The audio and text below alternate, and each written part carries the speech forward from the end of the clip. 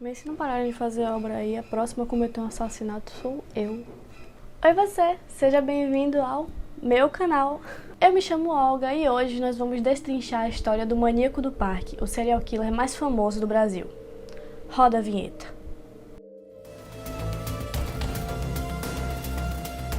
Hunter County 911, where is your emergency?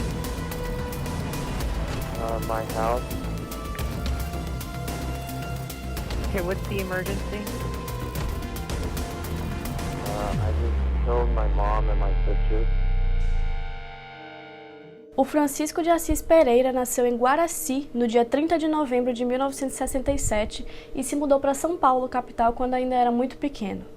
Desde pequeno, Francisco sofria muito com terror noturno, ou seja, ele acordava durante a noite suado, desesperado, chorando, muitas vezes chegando a gritar, acordando os pais. Só que os pais sempre atribuíam essa situação a pesadelos que crianças normalmente têm, então eles nunca procuraram de fato uma solução para isso. Quando era criança, o Francisco foi molestado por uma tia que obrigou ele a pegar nas partes íntimas dela, principalmente nos seios. E segundo o próprio Francisco, foi isso que fez com que ele desenvolvesse uma obsessão por seios. Além disso, ele também foi molestado por um patrão que ele teve na adolescência. Quando criança, o Francisco, assim como todos os outros serial killers que eu já trouxe aqui pra vocês, ele tinha um comportamento muito estranho pra alguém da idade dele. Ele estava sempre sozinho e assim também como outros serial killers, ele matava pequenos animais por diversão. Inclusive, certa feita, ele matou um pássaro e tentou fritar na frigideira para comer. Só que a avó dele chegou a tempo, viu o que estava acontecendo, impediu ele de fritar o passarinho na frigideira e começou a chamar ele de maluco, dizendo que ele era um assassino, chamando ele de monstro. E tudo isso influenciou muito para o Francisco, que já era um menino que vivia isolado, ficasse cada vez mais introvertido.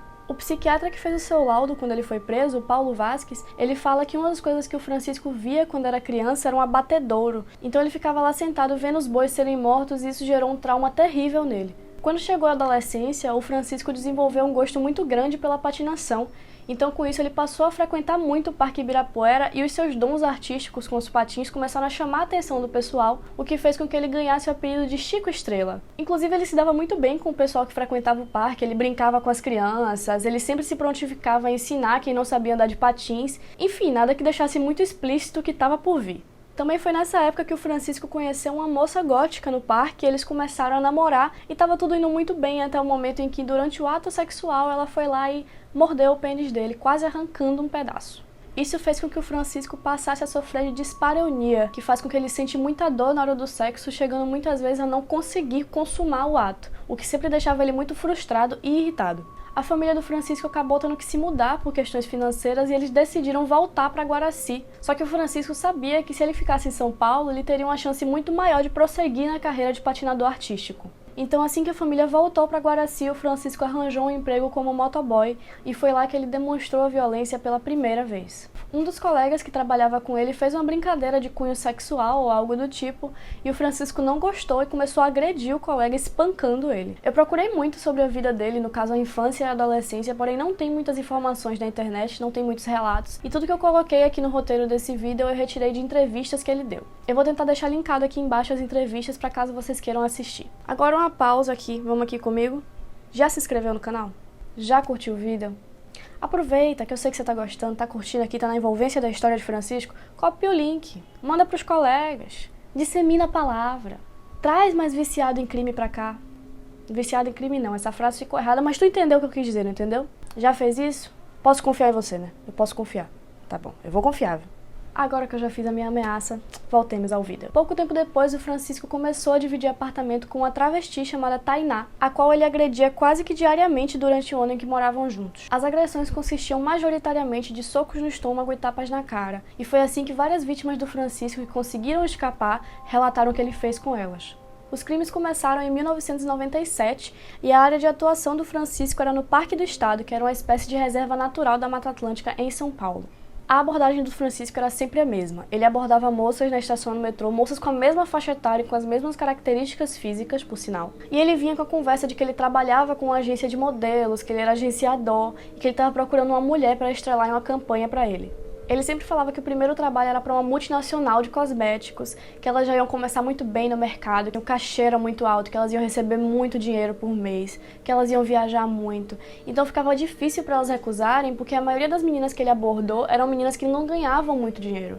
Enfim, no geral ele tinha uma lábia muito boa e conseguia conquistar a confiança das mulheres com muita facilidade. Quando a vítima aceitava o convite, ela subia na moto dele, eles iam em direção ao parque e era lá que o crime acontecia. O modus operandi, ou a forma com que ele cometia o crime, começava com Francisco humilhando a vítima, xingando-a e logo em seguida eles mordia, chegando muitas vezes a arrancar pedaços. Depois ele dava diversos tapas na cara e socos no estômago, da mesma forma que ele fazia com Tainá. Muitas vezes o Francisco chegou a mostrar o cadáver das vítimas anteriores para aterrorizar as meninas e em seguida ele estrangulava a vítima com um cadarço ou com o fio que ele carregava na pochete dele. Quanto a abusar sexualmente das vítimas, o laudo mostra que sim, que ele abusou das vítimas, porém o Francisco flana entre afirmar se de fato ele abusou ou não. Em determinada entrevista ele fala que não, que nunca abusou das vítimas porque isso ia contra a moral dele, até porque o resto todo é super coerente, né? E em outra ele comenta que o que de fato excitava ele era ver o terror nos olhos da vítima antes de ser morta e que isso satisfazia o desejo dele sexual. Não era incomum que nos dias seguintes ao crime o Francisco voltasse ao parque para ficar ao lado do corpo. Ele ficava algumas horas ali e isso se repetia por dias até que o corpo entrasse em um avançado estado de decomposição. Meses depois, no dia 4 de julho, um rapaz que estava empinando pipa no parque acabou perdendo ela no meio do mato e quando ele entrou para procurar, acabou encontrando 2 cadáveres em avançado estado de decomposição. A polícia foi acionada e no dia seguinte, em meio às buscas, encontraram mais 2 corpos no local. Foi a partir daí que levantou-se a suspeita de ter um serial killer à solta, porque até então eles não tinham a menor ideia de que isso pudesse estar acontecendo. Ao total, eram 4 corpos de mulheres que foram estranguladas e foram encontradas despidas, uma apenas de calcinha e em posição de bruços com as pernas afastadas, que é muito comum em vítimas de estupro. Como eu falei anteriormente, as vítimas tinham características muito similares além da faixa etária, todas elas tinham cabelos longos e escuros e geralmente encaracolados. Em janeiro e maio daquele ano, mais 2 corpos tinham sido encontrados, porém como não havia suspeita de um serial killer na área, não tinham sido ligados um com o outro. No dia 28 de julho, mais 2 corpos foram encontrados e assim as peças do quebra-cabeça finalmente foram se encaixando.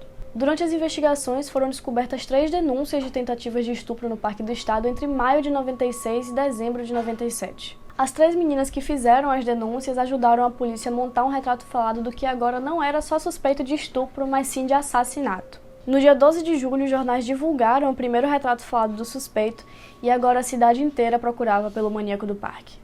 No dia seguinte, o Jorge Alberto, que era o chefe do Francisco na época, chegou na empresa e estranhou que ele não estava lá, porque geralmente ele dormia no serviço. Chegando na mesa da recepção, o Jorge Alberto viu que tinha um bilhete do Francisco se demitindo, pedindo desculpas por estar fazendo aquilo e agradecendo pela oportunidade, e ao lado do bilhete tinha um recorte do Jornal do Dia com o retrato falado do suspeito. Não demorou muito até que a polícia recebesse a primeira ligação de um homem falando que conhecia alguém muito parecido com o suspeito. E esse alguém era o Francisco de Assis Pereira, de 31 anos, morador do ABC Paulista. Com essas informações, a polícia conseguiu chegar na empresa onde o Francisco trabalhava, porém, como eu falei, ele conseguiu fugir antes da polícia chegar até ele. No dia da fuga, o chefe do Francisco percebeu que tinha alguma coisa de errado com o vaso sanitário da empresa, como se tivesse entupido, alguma coisa do tipo. E aí ele foi consertar e durante o conserto ele encontrou um bolo de papéis queimados e em meio a esses papéis uma carteira de identidade pertencente a Selma Ferreira de Queiroz. No dia 22 de julho, uma estudante chamada Sara Adriana Ferreira reconheceu junto com a polícia, a partir de um vídeo antigo, a voz de Francisco, como aqui, no dia 4 de julho, telefonou para sua casa exigindo R$1.000 em troca da liberação de sua irmã, Selma Ferreira. Assim que viu seu rosto estampado nos jornais, o Francisco fugiu para Itaqui, no Rio Grande do Sul, passando inclusive pela Argentina para fugir da polícia. Chegando em Itaqui, ele se apresentou como Pedro para um grupo de pescadores para conseguir abrigo, e nessa cidade, inclusive, ele começou a frequentar a igreja, ele ia para missas regularmente, como todo bom serial killer faz depois de um tempo, né? Eu nunca entendi essa fixação do serial killer de virar crente depois de um tempo, para mim não faz sentido nenhum.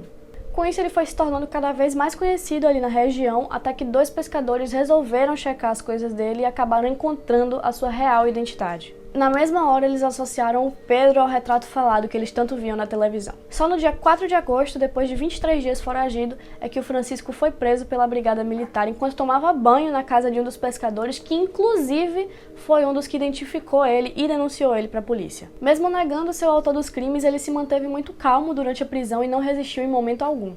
O que é bem estranho. O Francisco, inclusive, contou para a polícia que na breve passagem dele pela Argentina ele estava em Buenos Aires com uma bela moça, porém ele teve que ir embora porque o seu passaporte estava vencido. Fun fact, a Argentina não exige passaporte brasileiros. Por que ele mentiu sobre isso? Jamais saberemos, fica aí o grande mistério. Ao todo, foram 9 horas de depoimento para a polícia, onde o Francisco confessou ter assassinado os corpos que foram encontrados e mais um.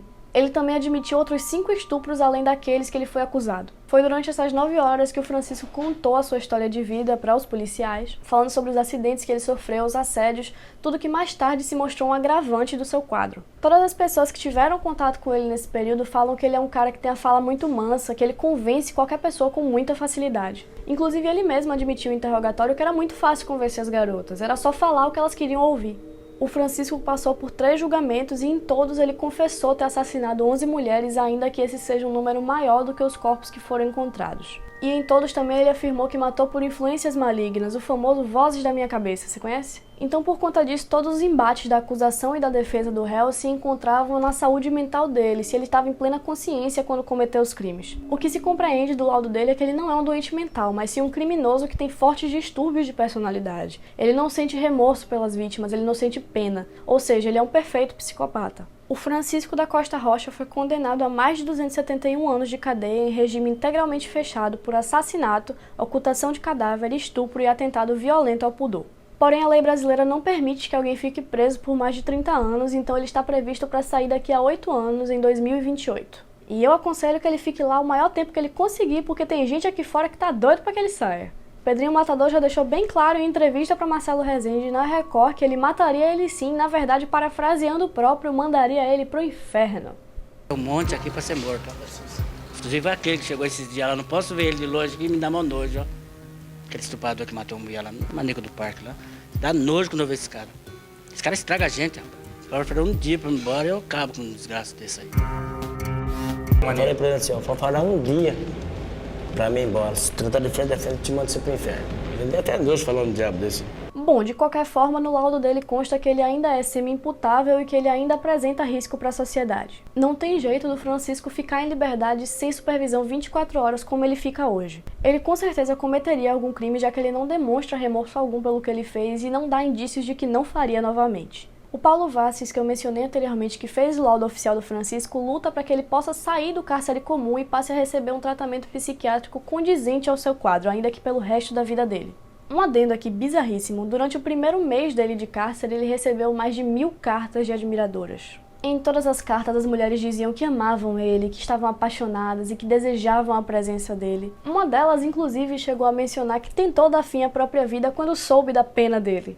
Essas cartas inspiraram o livro Loucas de Amor, Mulheres que Amam Serial Killers e Criminosos Sexuais, publicado pela Ideias a Granel em 2002, onde ele debate o porquê que o maníaco é tão desejado pelas mulheres dessa forma. E eu espero que ele me dê uma resposta nesse livro, porque eu quero muito entender. Inclusive, lá para 2002, mais ou menos, ele casou com uma moça de Santa Catarina. Na verdade, uma moça não, era uma senhora mesmo. Porém, algum tempo depois, ela terminou o relacionamento porque ela começou a notar uns comportamentos estranhos ali do marido, umas atitudes violentas vindas dele. E eu não sei de onde é que ela tirou isso, sinceramente. Esse foi o caso do vídeo de hoje, esse é um dos casos mais comentados do Brasil até hoje e foi um dos mais pedidos pra mim também, então eu espero muito que vocês tenham gostado do que eu produzi aqui pra vocês. Se gostaram, lembre de curtir se não curtiu ainda, se inscrever aqui no canal se ainda não é inscrito. Inclusive nós batemos 500 inscritos, eu tô muito feliz, obrigada por isso. E se você é um dos que chegou agora, seja bem-vindo! Eu tô colocando todos os vídeos sobre crime na playlist Arquivos Criminais, então se você ainda não assistiu, corre lá pra maratonar. Compartilha esse vídeo com sua galera, copia o link aqui em cima, joga no grupo dos amigos, joga no grupo da faculdade, joga no grupo da família. Aliás, talvez no grupo da família não seja a melhor ideia, eles podem achar que você é meio estranho. Ou jogue também, só traz gente pra cá mesmo. E é isso, um beijo e até a próxima!